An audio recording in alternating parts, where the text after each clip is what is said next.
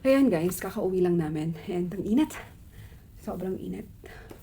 And sobrang nakakalungkot lang yung araw na to kasi hindi ko talaga in-expect yung mga nangyari today. Naawa man ako kay Bri kanina talaga. Kasi nagpunta kami ng isa, hindi ko na i-reveal yung shop, pero kanina, sabi ko pupunta kami ng mall. Dito lang malapit sa bahay. And kasi nga may titingnan ako doon. And naisipan ko na isama ko si Bri. Hindi ko naman maisama si Utoy kasi mainit sa labas. Maglalakad lang kami. Baka mag-nosebleed na naman siya. So pagdating namin doon sa store, nung una iniwan ko muna siya sa labas kasi may iniinom siya. So sabi ko, nak, baka hindi pwede yung drink sa loob. Dito ka na muna sa labas hanggang ma-finish mo. Tapos, hanggang sa nung pagsukat ako, tapos nagtitingin-tingin pa rin ako, sabi niya, mami, pupunta lang ako doon sa may mga, ano ba yun, mga keychain, sa may cosmetics. So sabi ko, sige ha, wag kang alis doon ka lang, doon kita pupuntahan. Tapos, di ikot-ikot ako. Maya-maya, tatakbo na siya papunta sa akin. Hindi pa ako nakakarating ng counter. Pumunta na siya sa akin. Tapos sabi niya, oh, sabi ko bakit? Kita ko dun sa mukha niya yung hindi siya komportable. Yung parang yung tipong mga pag napapahiya siya, mga ganong eksena. Sabi ko bakit ano nangyari? No, because the guy told me to stay away. And then I was like, okay. Tapos, hindi ko alam kung may, nagmamumble pa siya, may sinasabi pa siyang iba. Akala ko, mag-iikot-ikot lang siya doon sa shop. So, hinayaan ko lang kasi, ako hindi naman to lalayo, kasi hindi naman talaga niya ugali na lumayo nang hindi nagsasabi. So, pagpasok ulit ng fitting room, bago ako pumasok ng fitting room, hinanap ko na siya. So, sabi ko, bakit hindi ko makita si Bri sa buong Bri, ganyan ako na ganyan, Bri, wala talaga siya. Tapos, kinabahan na ako kasi sabi ko, bakit ganito to? Baka pumasok to ng CR, hindi ko alam. Tapos, pagpunta ko doon ikot ako ulit, doon sa may kabilang side, na malapit doon sa may washroom, doon sa floor na yon. Tinanong sa Bri, tapos bigla ko siyang nakita doon. Tapos sabi ko, oh, what happened? Asan ka ba? Kanina pa kita hinahanap. Sabi ko, it's okay, kung may pupuntahan ka, at least you should have told me. Sabihin mo sa akin kung saan ka pupunta para I know. Kasi kanina pa kitang hinahanap, ganyan sabi ko. Tapos sabi niya, Mami, I told you. Sabi niya ganun. So parang, baka sinabi niya sa akin, tapos hindi ko talaga narinig. Sabi ko, halika na dito. Tapos parang pansin ko pa rin sa kanya, hindi talaga siya komportable. Tapos, pag ganyan, ikot na ako ganyan kasi from ako naka-face sa pinto. Tapos papunta dun sa niya. Siya nung come here, hinawakan ko siya, tapos bumitaw ulit ako. Kasi nga lalakad na kami. Tumago siya dun sa may likod ng parang pinaka-poste na may salamin. Tapos sabi ko, oh, bakit? Natatakot daw siya. Sabi ko, bakit ka natatakot? Tapos sabi niya, kasi sabi nung staff doon sa front, nung nandoon siya kanina is, stay away daw.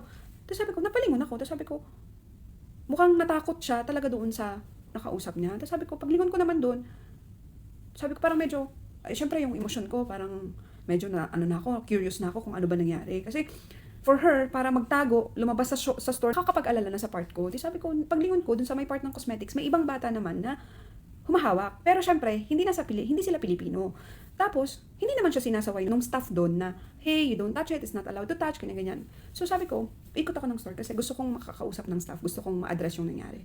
So sabi ko doon sa sales lady, may sales lady ako nakita. Sabi ko, ate, is it allowed or is it not allowed to touch? Do you have a specific age for those items who are only the people allowed to touch those items? Sabi ko ganun. Kasi yung anak ko, when she was there and she was touching it, sabi daw nung staff is, stay away.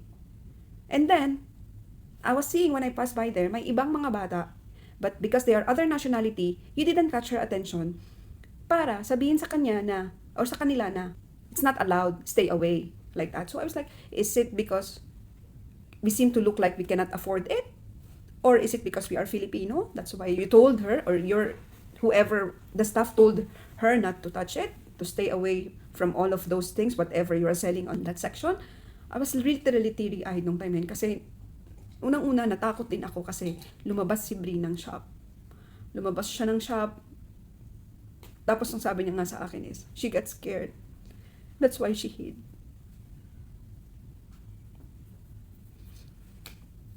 Kaya sabi nung babae, apparently yung kumausap sa kanya is manager. Hindi ko sure. Basta sabi niya, that's the manager himself in the counter. In-acknowledge naman nung sales lady yung concern ko. Sabi niya, I will raise your concern to the store manager.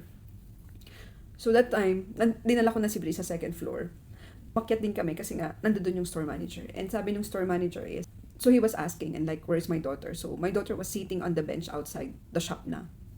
So sabi, tinatawag niya, tapos tumingin lang si Bri, tapos hindi talaga siya mapalapit ng lalaki. Sabi ko, see, if she was not terrified from the encounter downstairs, I don't think she will act this way. Sabi kong ganun. Kahit anong please ko kay Bri na pumasok siya sa loob para kausapin siya ng store manager. Ayaw niya talagang pumasok. Tapos, sabi ko, nagsasorry naman yung store manager. And then, hindi ko rin naman na in-expect na ipapaharap niya sa amin yung staff na allegedly nakausap ni Bri sa baba. Tapos sabi ko, anak, ano bang sabi sa'yo nung lalaki? Yun nga daw, stay away daw.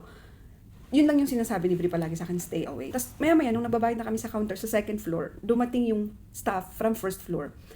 Asking me kung ano daw yung nangyari. Sino daw yung, sabi ko, kuya, ikaw lang daw yung nakausap niya dyan sa store. He was denying it. He was denying that he spoke to Bri. And sabi niya, hindi daw sila nagkausap.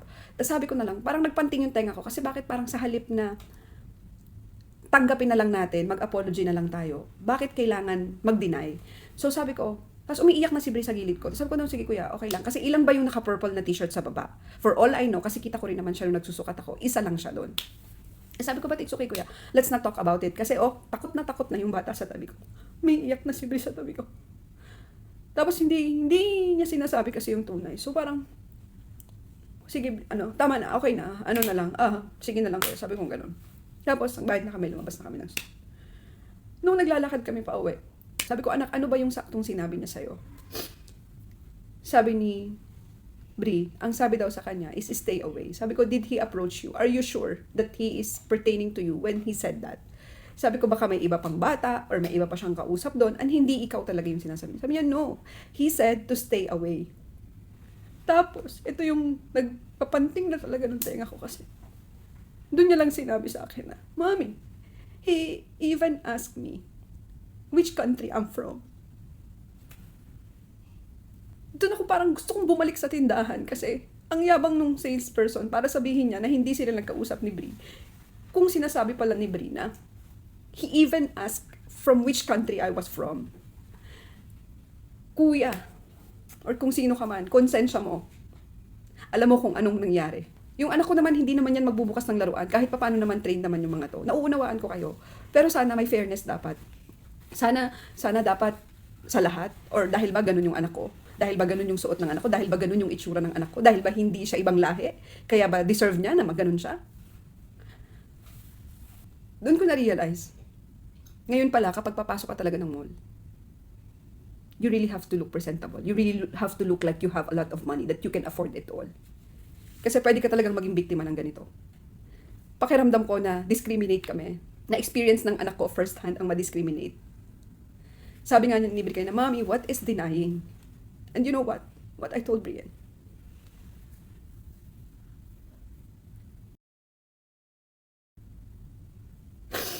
Anak, you have to build your character kasi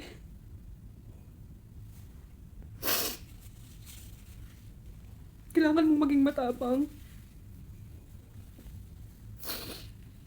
para sa future, hindi mo maranasan ulit yung ganito na dahil Pilipino tayo, dahil hindi maganda yung suot natin, is pwede na sila naman ganito sa atin. Eh sabi ko talaga, you have to be confident to speak to kuya that I'm just checking, I'm not gonna break it, I'm not gonna open it, because it's not mentioned there that she should not be touching. Because there are also keychains there. Who knows what she was touching exactly. Doon ko naisip na, habang pauwi ako kanina, nung sinabi ni Bri na, tinanong niya pa yung lahi ni Bri. Gusto kong pabuksan yung CCTV. Gusto kong bumalik para, kasi parang ang dating nun is, pinapalabas mo pang sinungaling yung anak ko dahil i-deny mo na nag-uusap kayo. Ikaw lang naman yung naka-purple na t-shirt doon sa shop. Siguro yung bottom line lang is talagang hindi mo talaga maiiwasan sa mundong to. Pero masakit lang kasi dahil naranasan ng anak ko. Siguro awareness na rin talaga siguro sa mga parents na huwag natin bitawan yung mga anak natin. Naiintindihan ko naman yung shop na sinabi naman ng store manager that there are times na may mga bata na nagbubukas. Pero kasi masasaktan ako nung may ibang lahi talaga na nakita ko na hinahawakan na pero walang nagsaway na huwag niyang hawakan yung mga gamit. Yet, pagdating kay Bri, dahil siya ay Pilipino, dahil ganyan ang suot niya, deserve niya. Nasawayin siya. At tanungin pa kung saan siya galing na bansa. Siguro reminder lang. Pupunta kayo ng mall. Magdamit kayo na parang kaya niyong bilhin lahat.